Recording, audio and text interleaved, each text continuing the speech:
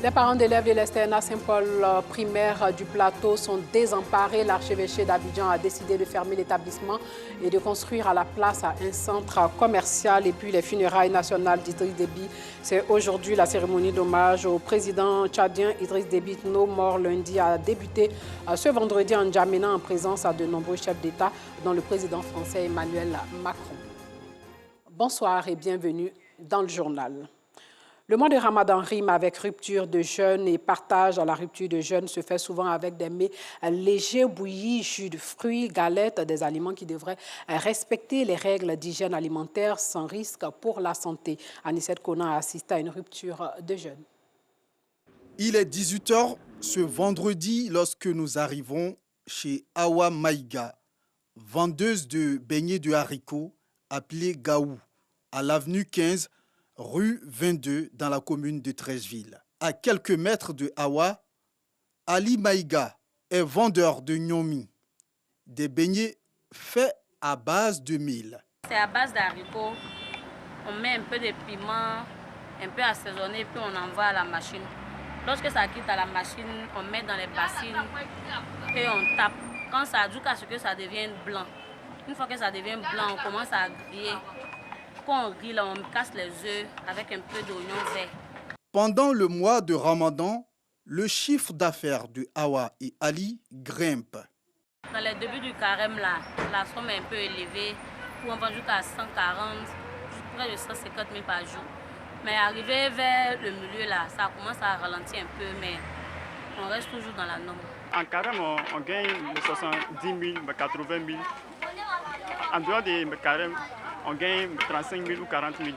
Le gnomi est beaucoup consommé par les musulmans lors de la rupture du jeûne. Le gnomi, c'est pour rompre le jeûne pour la famille. Généralement, c'est ce que tout le monde paye, parce qu'il est léger. Parce qu'au début, il faut manger un truc léger d'abord. Il ne faut pas se précipiter sur les repas lourds, ça peut rendre malade. Ça fait plus de 15 ans que nous servons ici. Nous trouvons que le monsieur fait très bien ses galettes de mil.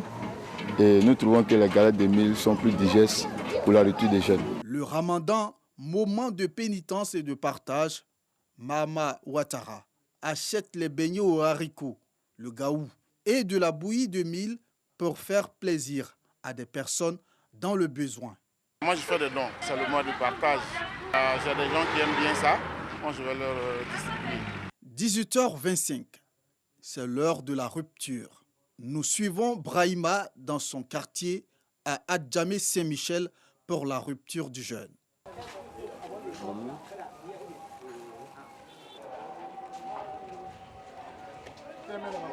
Gnomi ou gaou, bouillie de mil, de maïs ou de riz, jus de tamarin, dattes.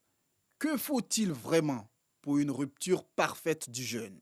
Normalement, quand nous prenons un jeûne, notre objectif en tant que musulmans, c'est de nous approcher beaucoup plus de Dieu et obtenir les grâces. La première des choses qu'il faut voir, c'est de boire 1 ou bien 2 verres d'eau à la température ambiante de l'endroit où vous êtes.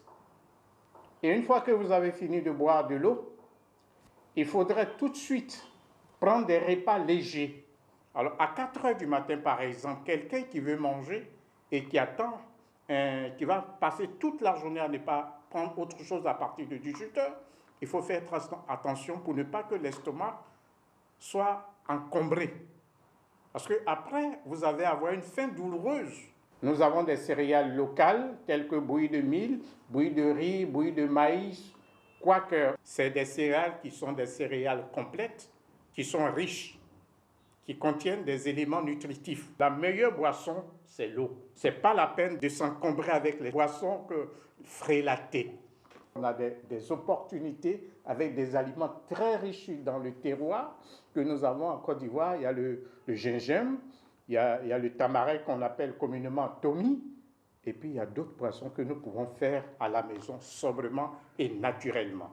Le mois de Ramadan, temps de pénitence et de partage, où la consommation de mets avec beaucoup de prudence par les jeûneurs est nécessaire pour éviter les désagréments digestifs. En cette période, jeûne et bonne hygiène alimentaire sont 2 alliés sûrs pour une bonne santé.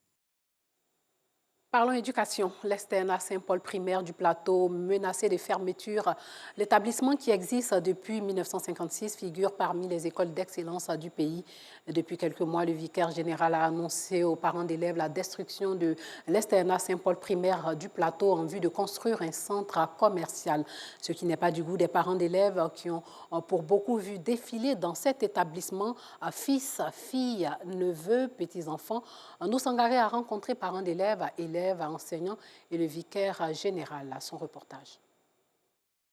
L'externat Saint-Paul primaire du Plateau ne sera plus qu'un vieux souvenir pour ses élèves dès la prochaine rentrée des classes. L'archevêché d'Abidjan a décidé de fermer l'établissement scolaire pour la construction d'un centre commercial. Une décision contre laquelle s'insurgent les parents d'élèves qui refusent de voir mourir ce fleuron de l'éducation nationale. Toute la communauté nationale doit agir pour empêcher sa fermeture, car c'est un drame académique et social.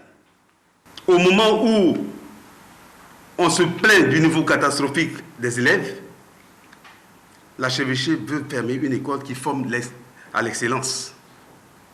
Nous craignons, même pour les résultats scolaires de cette année, car les enseignants non informés du moins de leur sort, sont totalement démotivés. Les raisons évoquées pour la fermeture du dit établissement sont d'ordre financier, au dire des parents d'élèves réunis au sein d'un collectif. Le vicaire général a finalement indiqué le motif réel de la fermeture de l'école. L'Église catholique est en proie à d'énormes difficultés financières et a décidé de raser l'école et de faire construire un grand centre commercial pour générer des fonds importants. Selon le vicaire général, l'Externat Saint-Paul n'est plus productif en termes de ressources financières. Pour en savoir davantage, nous allons à la rencontre du vicaire général à la cathédrale Saint-Paul du Plateau. Selon le père Claver Yesso Nguessan, l'Église catholique entend construire sur le site qui abrite l'établissement un centre commercial dont les ressources générées permettront de financer des œuvres caritatives. Nous avons pris la décision de tout démolir, reconstruire quelque chose de plus attrayant qui entre dans le cadre même de l'évolution de la cité, de la modernisation, de la modernité.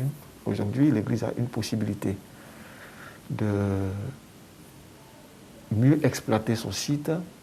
Alors l'Église se décide aujourd'hui de mieux exploiter son site pour le bien et des parents d'élèves qui existent aujourd'hui, et pour le bien de l'Église d'Abidjan, et pour le bien de l'Église de Côte d'Ivoire.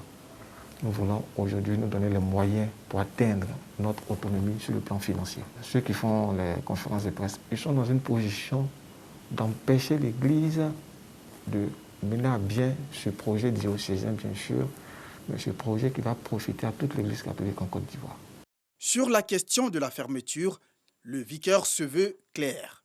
Pour lui, il ne s'agit pas de fermeture, mais plutôt de délocalisation. L'externat Saint-Paul sera construit sur un autre site à la Riviera Faya, dans la commune de Cocody. On ne peut pas prendre un tel engagement si on n'avait pas trouvé un autre site. Nous avons trouvé un autre site, et c'est un site qui appartient aussi à l'église, du côté de Génie 2000. Derrière la paroisse Génie 2000, nous avons un espace sur lequel nous devons déplacer cette école-là. Et les études sont faites, sauf qu'aujourd'hui, c'est vrai, selon les dispositions du ministère, on ne peut plus construire quelque chose, un bâtiment d'une importance pareille, sans avoir le permis de construire.